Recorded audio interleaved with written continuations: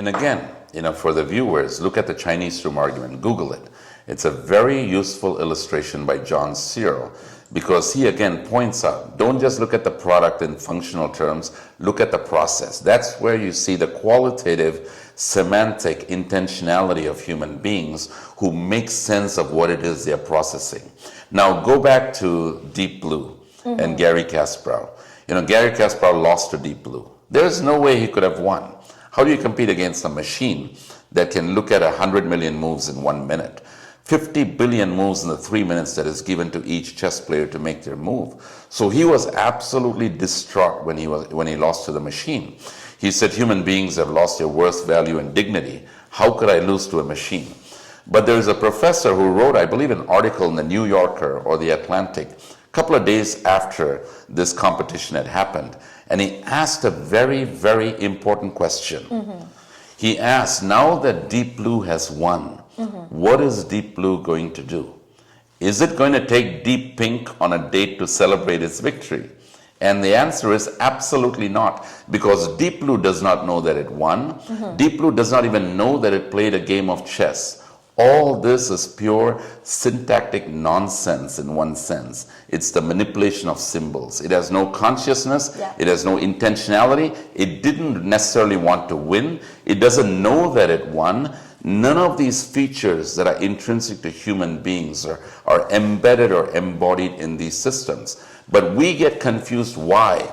Because we, being agential beings, assign agency to these things that they don't intrinsically possess. So we are the ones doing the assigning because that's how we are built. We see things in agential terms. And so we're mistaking out attributing for the actual thing.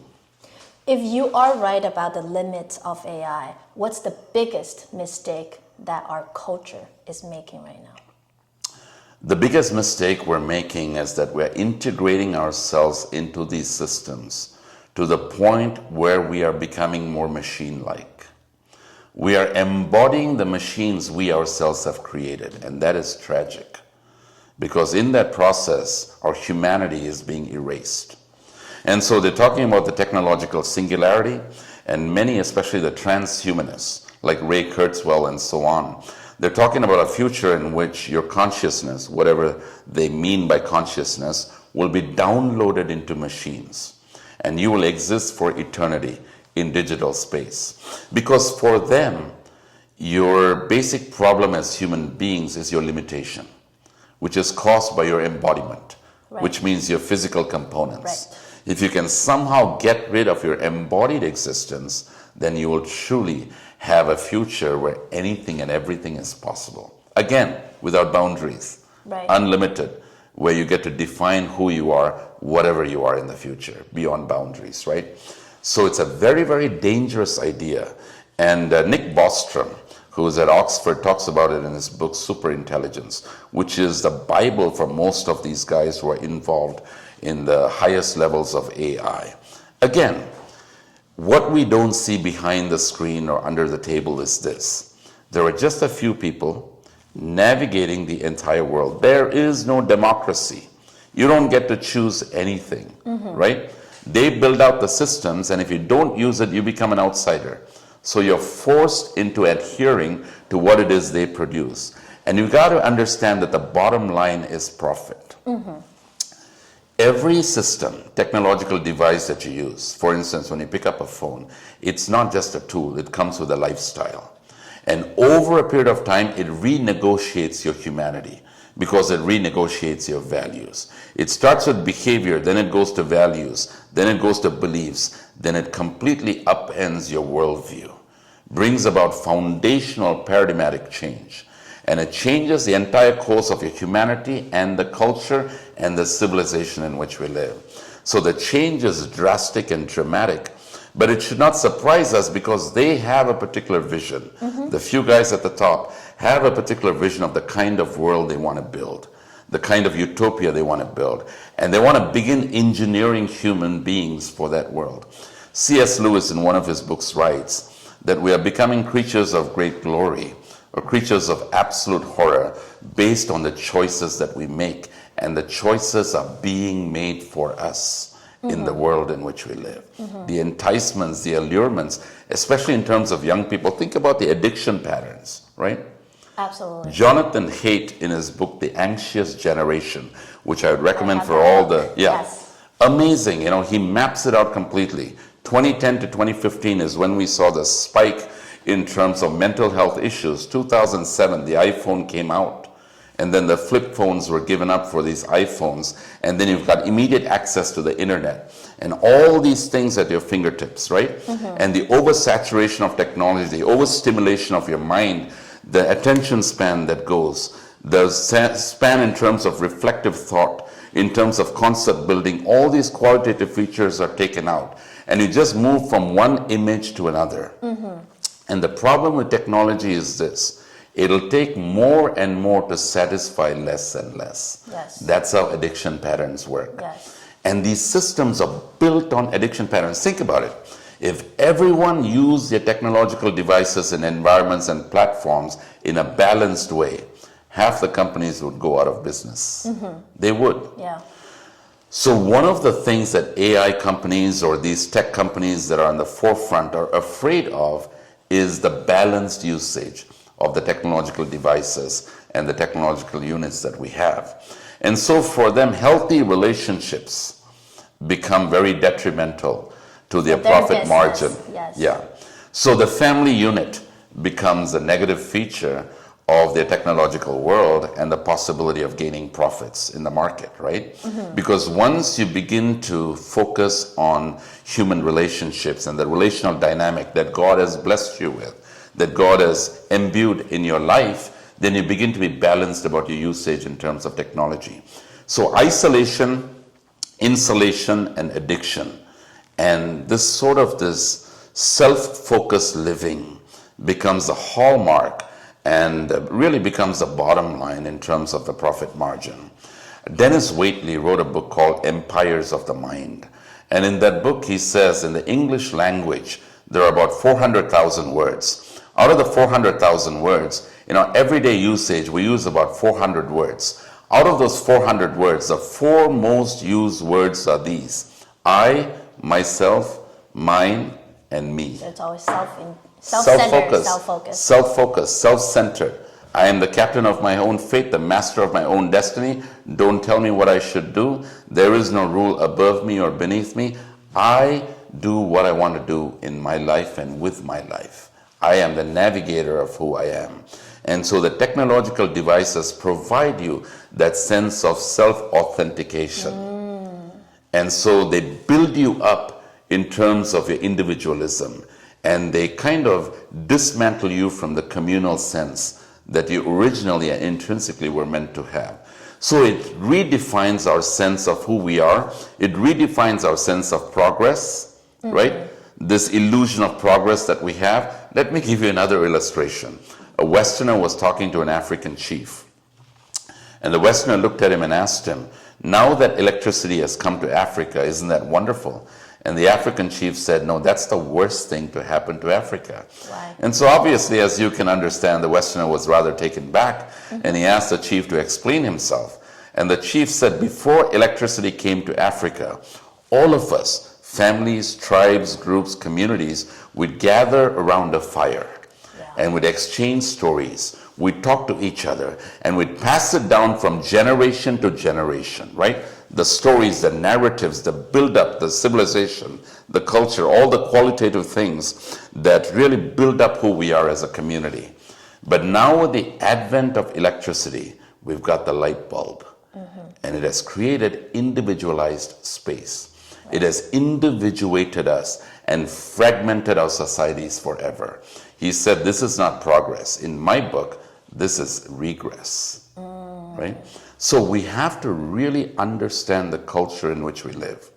The definitions, the terms, the words that we hear on media, what we see on the technological platforms, all these things are rewiring us and re-engineering us to think along certain routes and certain ways of conceptualizing things. So we need to be aware and we need to be vigilant. It's absolutely actually already happening, because I was talking to some high school, college freshman kids that almost like in high school, or I can't speak for all, but at least the person I talk to, people don't read no more. Right. They don't really read. Right. And I was actually at the lecture, a professor was saying that they also need to adjust the way they teach the students now. They can't do long lecture.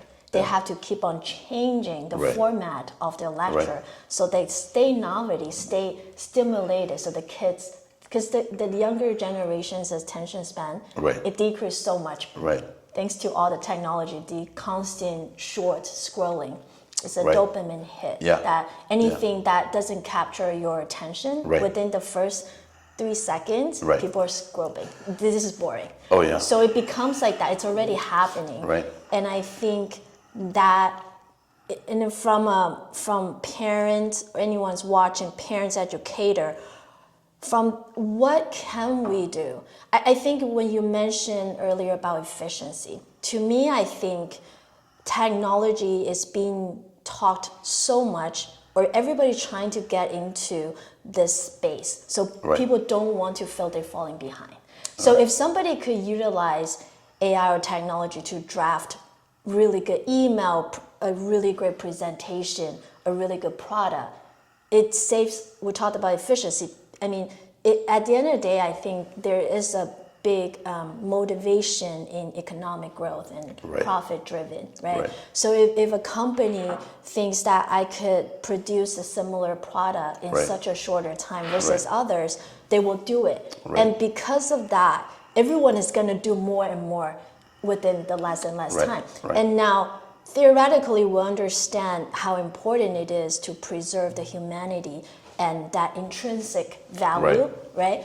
But under the pressure of economic driven and growth, what can we do, or how can we think that not to lose sight of what matters? Yeah, no, that's an excellent question. Let me go back for a quick second to the books that you talked about. You know, kids no longer read, or even if they do, it's online. Don't want to unless they are asked by the school requirement. And even if they do it online.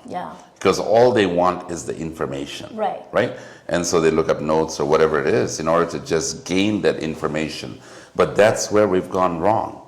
I still don't read online.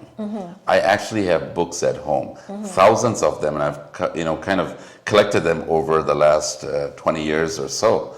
Because it's not just about getting the information. I like to pick up the book, smell the book, flip the pages. The aesthetic experience is as important as the information that we gain from the book. In fact, if we reduce it to pure information, we're no different from the machines that we have built. It's all these other elements integrated into that experience of reading the book.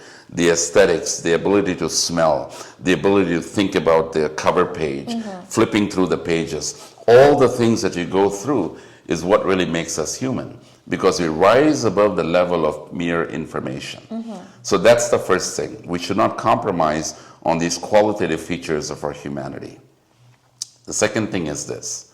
You know, we see dramatic changes in our society, right? The anxious generation, Jonathan Haidt really captures it well. There are a number of other books. One of the book I'd recommend is Amusing Ourselves to Death by Neil Postman. Excellent book. And then Technopoly by Neil Postman as well. He used to teach at NYU.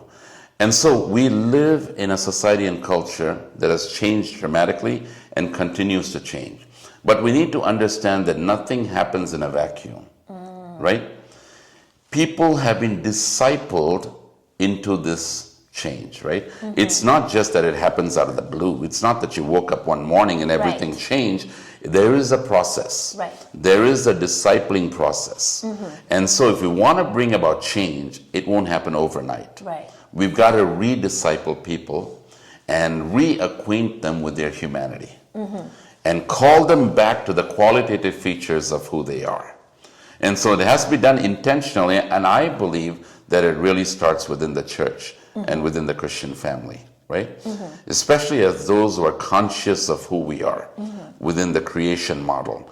God has created a transcendent perspective, those qualitative elements. We should be at the forefront of bringing about a redesign, a renavigation, a reorientation, and a rediscipling of the communities in which we live. It's not going to be easy. It's not going to happen immediately. It's not going to happen overnight. But we've got to start the process somewhere. We need to start engaging people, building that bridge, talking about the technology, the positive aspects and also the negative aspects, ways in which they can help us in terms of human flourishing and ways in which they can diminish our humanity and maybe even erase it completely. So we need to start having those conversations, and we need to start the process of discipleship. Yeah, Yeah. I agree. And I think it seems like our human, or let's take one individual journeys in life. We always hear about stories about people become so successful. Let's say they make so much money, become a billionaire, and then they become so depressed and not knowing what's the meaning of life for the rest of life, because it's in their mind, if the goal is to achieve their career or make certain X amount of money as their goal of life. Once they reach there, what's left behind? And that example, to me, it's a reflection of just by attaining what materializing things no longer satisfying. Being a human and how your emotion, your sentiment, all that. So there's got to be something deeper than that. And I think that has definitely have something to do, in my opinion, it's the consciousness. Yeah, but I think that the environment is intentionally designed to keep you from asking those questions. Correct. Right? They keep you occupied, move you from one thing to another, and life just goes by. Correct. People zip through life, moment by moment, day by day, year by year, and they're racing through life from one thing to another, and they don't pause to ask these important life-defining questions.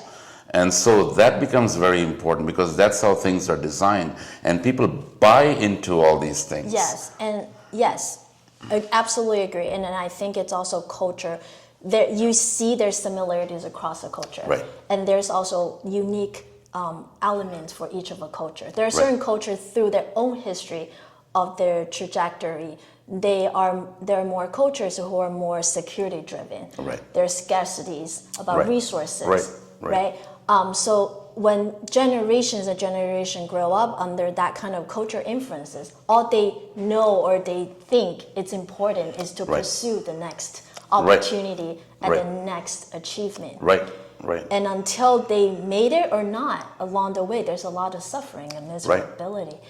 And I think by really throwing the knowledge, or even bring all these topics that are out there and really give people a chance to think and reflect and just be aware of what truly matters to them in their life. And it's a very sad thing, because you talked about different cultures, and we see the beauty of indigenous cultures, and every culture, including Western culture, is an indigenous culture, It's all localized, And so every culture has uniqueness built into it, There's a beauty and a sense of really embodying something that God has preordained and predesigned. And so there is something that is eternal about that culture, something that embodies virtues that God has embedded into it. But the problem is this: AI systems, when they become global, and they're already becoming global, they will bring about a generic world. You see that with ChatGPT. Nowadays, students, it used to be that different students would write differently. And you could tell their inclination, their propensity, and their particular talent in that particular area of English literature, whatever it is, writing, reading, speaking, organizing their thoughts. By the way they wrote the essays, you could tell, well, this student, embodies certain qualities. But now if 10 students hand in an essay, almost all of them sound the same.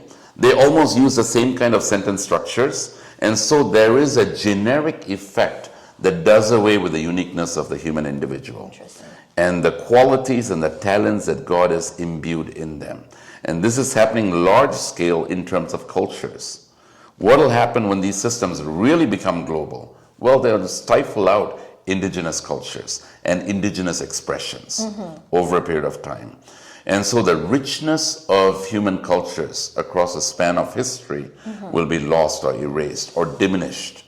And so that's a very sad thing, if you think about it, because the beauty of the differences that we see, the differences that we enjoy and celebrate will be gone. And so, that's a very detrimental thing in terms of cultures. Yeah. That's why we're doing the talk, or I know you do a lot of speak tours across the world. And I think the good thing is that that's the intention. I think Right. it's that you bring the awareness to the world. Yeah. And from all your talks, such as in Houston, Oxford, DC, many different places, what's the single most important takeaway that you've learned about where we're headed to? Yes, I think G.K. Chesterton, again, one of my favorite philosophers and essayists, he said, God is like the sun.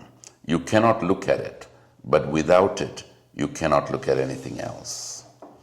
I think the main problem with humanity is when you lose sight of God, you lose sight of everything else. When He is the center, everything else falls in place. When God is displaced, everything falls out of place. And that's what we're experiencing in culture. And that's what happened, especially during the Enlightenment. God was jettisoned from human culture, from human life, from human relationships, and it was replaced by science, math, and now technology. And so we are living in an idolatrous culture, and we're seeing the effects of our idolatry. And so unless we return back to that transcendent foundation, unless we're anchored back to the scriptures, unless we're anchored back to the truth, I don't see any possibility of recovery, because we cannot pull ourselves up by our own bootstraps. We cannot save ourselves. That's what the technologists are telling us. You can save yourself. You don't need salvation, you need realization. Realizing your true potential. It sounds very Eastern, because Eastern philosophies, Hinduism, Buddhism, talk about self-realization, an altered state of consciousness. They are offering technologically what Eastern philosophy offered religiously, which is why a lot of technologists are very sympathetic to Buddhism and Hinduism. Steve Jobs, as we know, was a Buddhist, right? And so we see an influx of ideas from different parts of the world, but the recovery point is only when we realize the sinful nature of our humanity and the recovery that we see in the scriptures, where we don't become something else. We recover, and God redeems us and gives us our sense of true humanity, right? And so under the creation plan, under God's redemptive plan, in terms of being redeemed and restored, that's the only way I see we can really regain our sense of humanity. But the problem is this: we don't understand how technologies entice us, right? I often think of the Great Wall of China. It was an impenetrable wall, right? But the enemy got through. They didn't go above the wall, they couldn't. They didn't go under the wall, they couldn't dig a tunnel under the wall. They went right through the wall. Do you know how it happened? They bribed the gatekeepers. And the enemy of our soul is constantly offering bribes, day in and day out, getting us to renegotiate our values, getting us to renegotiate our beliefs, getting us to renegotiate our behavior patterns, getting us to renegotiate our essential humanity. And the more we do that, the more we allow the enemy to come in and take over. And we have to understand this. If sin affected the world, and if sin affected humanity, it affects all of creation. Because the Bible says it's not just humanity. All of creation is groaning for that day of redemption. If sin affects all of faculties, it affects our creative faculties as well. Absolutely. And because of sin, there will be distortions in what we create. Yes. So the first thing we understand is this: because we have a creator God, we embody his creative capacities. But our creative capacities will never surpass that of the creator. That's the first thing. Second thing is this: if sin distorts our creative capacities, then it means that we will create things we should have never created in the first place. Going back to boundaries, right? Yes. And that is why, as a Christian, as a church, as a community of the redeemed, we cannot baptize the latest and the greatest into our community and into our churches. There needs to be discernment. There are certain things we bring in, there are certain things that we keep out. So we need to have discernment, and we need to be led by the Spirit of God. Wow, how powerful, very well said. Yeah. Finney, is there anything that we talked about that we have not, is there anything that you'd like to talk about that we have not talked about today? Oh yeah, there is so much. But let me just maybe make a few concluding comments. You know, one of the things as Christians we need to understand is this. We need to get into this space so that we can become influencers. We need more Christians involved in technology, more Christians involved at the highest levels, so we can navigate where this technology goes by bringing in the boundary conditions, right? And then as Christians, we need to be aware of hubris. We cannot have pride, right? Because everything God says we do as unto worship to Him. A Christian who's involved in technology or any field is involved in worship. What he or she does is an act of worship before God. What does that mean? God says, or Jesus says in John chapter 4, in his conversation with the Samaritan woman, that those who worship Him must worship Him in spirit and in truth. One without the other is not true worship. What does that mean? It means many things from a theological standpoint. Let me just mention one thing. In terms of worshiping in spirit, that's the expression, the embodiment, the manifestation. But in terms of worshiping in truth, that is obedience. That is obedience. That is submission to the Word of God. Submission to His authority, submission to His lordship, submission to the leading of the Spirit. Submission is part and parcel of discipleship, and being part and parcel of a worshiping liturgical community, right? And so as we look at technology, as we look at how we engage technology, it's not just how we express it, but how we submit to the authority of God, and how we live a life of submission before Him. And so we have to be vigilant, and it's always coming back to the center. As I said earlier, when He is the center, everything falls in place. When He is not the center, everything falls out of place. And so the lordship of Christ becomes very important. St. Augustine once said, if He is not Lord of all, He is not Lord at all, right? You have made us for Thyself, O God, and our hearts are restless until they find their rest in Thee. Matthew 6:33 says, seek ye first the kingdom of God and His righteousness, and all these things shall be added unto you. Have the proper priorities in life. Prioritize Him, and everything else will fall in place. Wow. Yeah. Very well said. That's so powerful. Thank you so much. Oh, thank you for having me. Thank you so much for sharing your knowledge and your wisdom. Oh, thank you. And I think all of us will be beneficial to your sharing, and start thinking and be aware and reflect what truly matters to each of us, and hope to make that right decision or continue to adjust our journey ahead. Yeah. All right. See you next time.